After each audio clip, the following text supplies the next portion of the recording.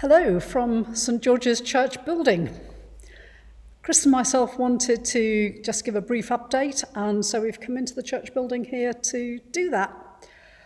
Firstly, I want to say thank you to everyone in the church family for continuing to engage with the things that God is doing amongst us. I know it's not been easy, missing out on gathering together on Sundays, and I know too that lots of you have been really appreciative of all of the team have been doing in putting out the live stream each week. But for us as St George's Church, it isn't just, of course, about going into a building. If that was the case, we'd be pretty sunk at the moment. But we're continuing to be challenged over what it means to be a disciple.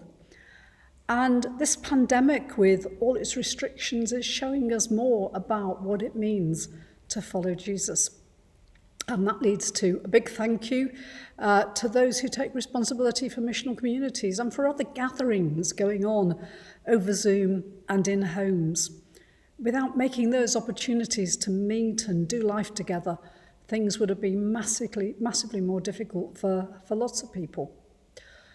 But we know it's still important for us to make it possible to have larger gatherings in the building. So what's been happening? What are the plans we've been working on?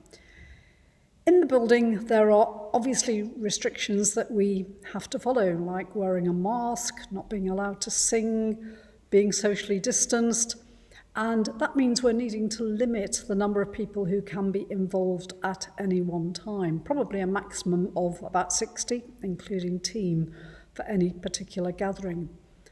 And then we have to thoroughly clean the church following every time that it's used.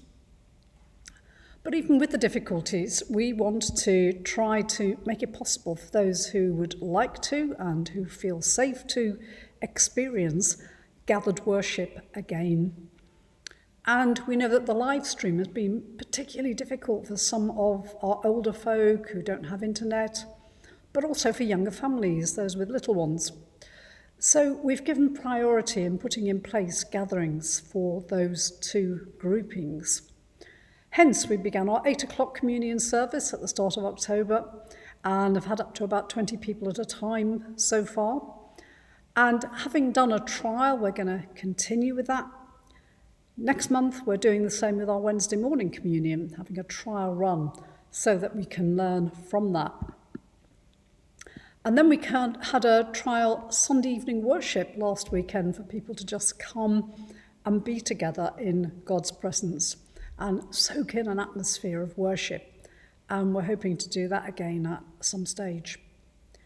And for families, we've got a light party next Saturday afternoon with lots of fun activities around tables and a specially commissioned video from Dougie Doug Doug with some of our own kids featuring in it. I'm sure there'll be one or two surprises there too. And of course, we're now starting to plan for Christmas and what that might look like this year. And we'll fill you in on that as soon as we have some concrete plans. So it's something to look forward to during December. Each of our gatherings we ask to book in because of restricted numbers and then tick off your name as you come in so that we have track and trace details.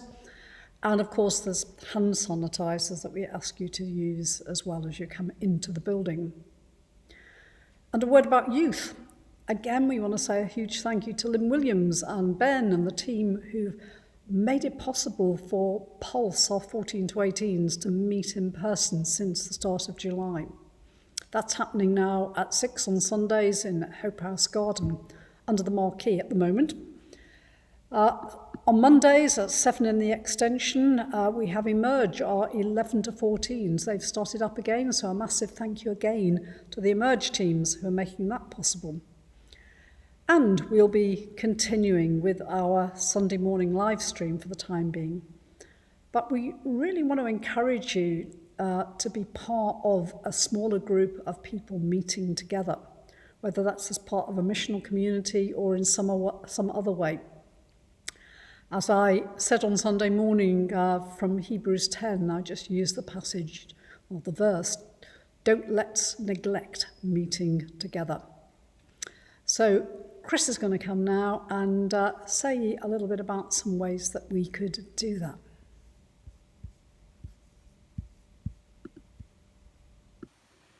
Thanks, Sheila. One of the things we did this last week is for Sheila and I to meet up with the core teams from our missional communities to talk about meeting up. That's been really important, but we really do want to encourage us where we can to do meeting up in person, because on a screen is better than nothing, but it's not as good as actually getting together. And so we've been talking with them about how to meet within the rule of six, in people's homes or in other places, to go out and prayer walk together, that sort of thing, or maybe just to meet up in 2s and 3s, which can be done in person fairly simply. But we're aware that not everybody's part of a missional community, and there are some people who would still like to meet up. And we'd love to encourage that to happen. At the moment, the rule of six says that we can meet in our homes, provided we follow appropriate hygiene measures and keep our distance from one another. And we think we need to take advantage of that as much as we can, and to pray that we don't lose it. But there are other places that we could meet. There are places we could meet if it was just to meet up and meet socially. We can still use pubs and cafes and restaurants and those sorts of things. But we also want to make available spaces within the church premises if that is necessary. So we've had a missional community borrowing the extension to meet in 2 groups of 6. We've got the Hope House Lounge, which will take a group of 6. And if a whole community wanted to get together and needed a larger space, we will be able to make the church available. That's slightly more complicated because of the usage and the need to clean and that sort of thing. But if you want to get together as a community to do something like an act of worship, that space is available. If you want to get together in a small group and you haven't got a home that you feel is big enough where everybody's safe to meet in, come and talk to us and we'll see what we can do with our spaces. But for those people who aren't plugged into a group at the moment, we would love you to kind of create perhaps a little group of 6 people who will commit to looking out for one another, praying for one another, and meeting up if that's possible. And if that's you, well, either just think about who those 6 people might be and arrange it amongst yourselves, or if you like that and can't get that sorted out, do make contact with us. I suppose the other thing is, if you felt you were able to convene a group like that, we also would love to hear from you so that we can perhaps help people to come together. But it is just important to meet and talk. It's important to meet and have a cup of tea. Lovely if you can meet and have a meal. And great if you can meet to actually open the Bible together and to pray. It doesn't have to be anything complicated. Really opening the Bible, reading a passage a couple of times, praying together and just say, what do you think God might be saying to you through that, is a great way to meet with God. So you could do that, you can pray together. And we'd love to encourage you to remember Jesus in bread and wine. Many of you will know that we've produced a little card to help us do that. And if you've lost that or you haven't ever seen it, do again contact us so that you could do that. We really do believe it is important to keep meeting together and keep encouraging one another. So finding the people, finding the places, finding the time really needs to be a priority for us. So if we can help with that, please do let us know. And finally, just to encourage us to be imaginative and to be prayerful about how we bless others and how we connect with other people. Some of you might remember a whole year ago when Nick Harding came to us for the Refresh Weekend, we talked about making connections, about building community, and then bringing the good news of Jesus.